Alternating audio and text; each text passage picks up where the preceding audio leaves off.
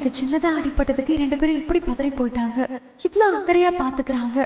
இவங்களுக்கு நான் ஜனனி இல்லைங்கிற உண்மை தெரிஞ்சா என்ன ஆகும் நினைச்சு பார்த்தாலே பயமா இருக்கு. எந்த காரணத்தை கொண்டும் காவேரி கார்ல இடிச்சதுனாலதான் நம்ம கீழே விழுந்து அடிப்பட்ட விஷயத்த இவங்க கிட்ட சொல்லவே கூடாது.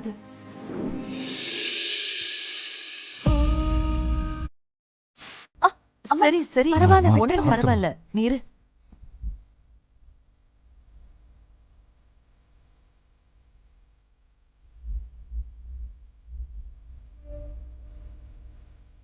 வாங்க சார். அம்மா, டாக்டர் வந்திருக்காரு. வாங்க டாக்டர். Doctor okay. இது அப்படி என்னாச்சுமா? ஒன்றும் இல்லை டாக்டர், லைட்டா கால் வழுக்கி ஸ்லிப் ஆயிட்டேன். ஓ அப்படியா? கொஞ்சம் கால் நீட்டுக்குமா? ஓகே, ஒன்றும் இல்லை, ரிலாக்ஸ். Relax, easy easy. இப்போ பெயின் இருக்கா? Easy easy easy. Okay okay okay. Siva, பயப்படுற அளவுக்கு ஒன்றும் இல்லை. கொஞ்சம் ரெஸ்ட் எடுத்தால் சரியாயிடுவாங்க. ஒரு நாள் ரெஸ்ட்டில் இருக்கட்டும். அதிகமாக நடந்து ஸ்ட்ரெயின் பண்ணாமல் பார்த்துக்கோங்க. ஓகே, சின்ன ஸ்வெல்லிங் தான். நான் ஒரு மெடிசன் கொடுக்குறேன் அண்ட் ஒரு ஜெல்லும் தரேன். டெய்லி தடவி விட்டிங்கன்னா சரியாயிடுவாங்க. Okay okay doctor. Thank you doctor. ரொம்ப வலின்னு சொன்னாங்கன்னா எனக்கு கால் பண்ணுங்கள். கண்டிப்பாக she doctor. Will be all right. Okay thank you Thank you. Thank you so much doctor. Thank you. Muthanna ஐயா வாங்க. போய் விட்டு சரிங்க ஐயா, கொடுங்க சார். அத கூட சிவா நான் தடவி விடுறேன். நான் பார்த்துக்கிறேம்மா, விடு. சரி. ஐயோ ஐயோ, என்ன என்ன என்ன என்ன பண்றீங்க? வேண்டாம், விடுங்க. என்ன என்ன ஏன் பதற? மருந்து போட போறேன். பரவாயில்ல. ரிலாக்ஸ். இல்ல இல்ல வேண்டாங்க, நீங்க மருந்து கொடுங்களேன், நானே போட்டுக்கிறேன். எதுவும் பேசக்கூடாது. சாம உட்காந்துரு. ஐயோ வேண்டாங்க, ப்ளீஸ் வேண்டாம்.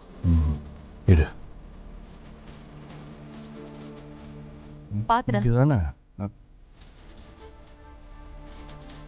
Okay okay okay. எங்க எங்க ப்ளீஸ்ங்க, நான் அம்மாவை தேய்ச்சி விட சொல்றேன், நீங்க விட்டுருங்க. என் பொண்டாட்டிக்கு நான் தான் பண்ணுவேன், வேற யாரும் தேய்ச்சி விடுவாங்க. நீங்க சாம இரு.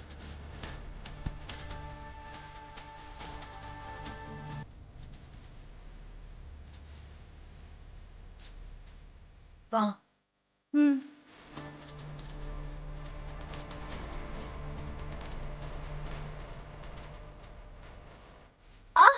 ரிலாக்ஸ். ஆமா, மாப்பிள்ளை வீட்ல இருந்து எல்லாரும் வந்துட்டாங்க. வாங்க உள்ள வாங்க. ஆமா, சீக்கிரம் வாங்க. வாங்க வாங்க. இதோ மாமா வந்துட்டார். ராசு. தனியாச்சலம், டீ. வாங்க வாங்க. வணக்கம். எல்லாரும் வந்ததுல எனக்கு ரொம்ப சந்தோஷம். என்ன ராசு, நம்ம 2 பேரும் ஒரே ஊர்ல இருக்கோம் தான் பேரு.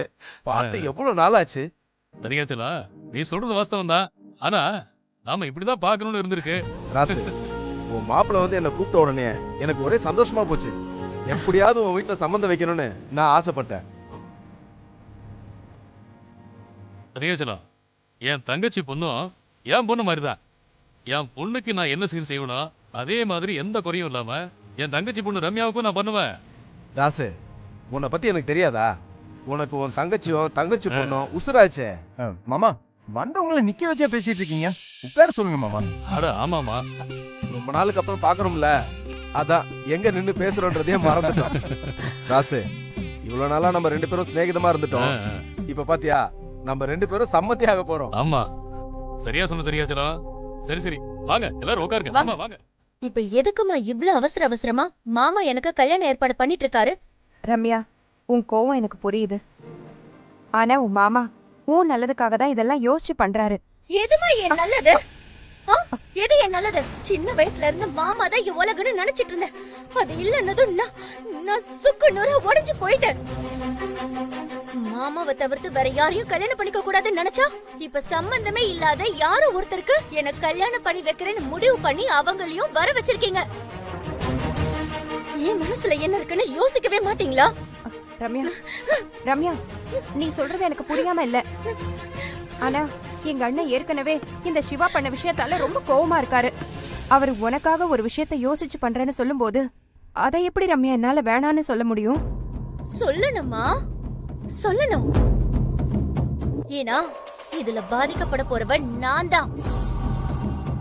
என்னால இவ்வளவு சீக்கிரம் மாமாவை மறந்துட்டு இன்னொருத்தனோட வாழ முடியும்னு எப்படிமா உனக்கு தோணுச்சு? எப்படி தோணுச்சு? உனக்கு என்ன சொல்லி ஆறுதல் படுத்துறதுன்னு நிஜமா எனக்கு தெரியல. இன்னைக்கு நடக்கிற விஷயம் எல்லாமே நடக்கட்டும். மத்ததெல்லாம் நாம அப்புறமா பாத்துக்கலாம். அப்ப மாமா கிட்ட நீ எதுவும் சொல்ல போறதில்ல. என்னன்னு சொல்ற? இப்ப எதையும் பேசி நம்ம எந்த குழப்பத்தையும் உண்டு பண்ண வேணாம். நான் சொல்றது முதல்ல கேளு. நீ ஃபர்ஸ்ட் அமைதியா இரு. நான் எல்லாத்தையும் பாத்துக்கிறேன். என்னமோ போமா. எனக்கு இதுல கொஞ்சம் கூட இஷ்டமே இல்ல. ரம்யா, ஓ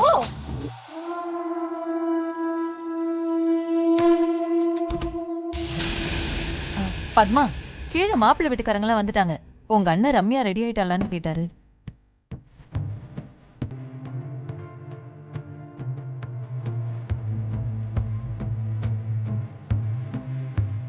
ரம்யா,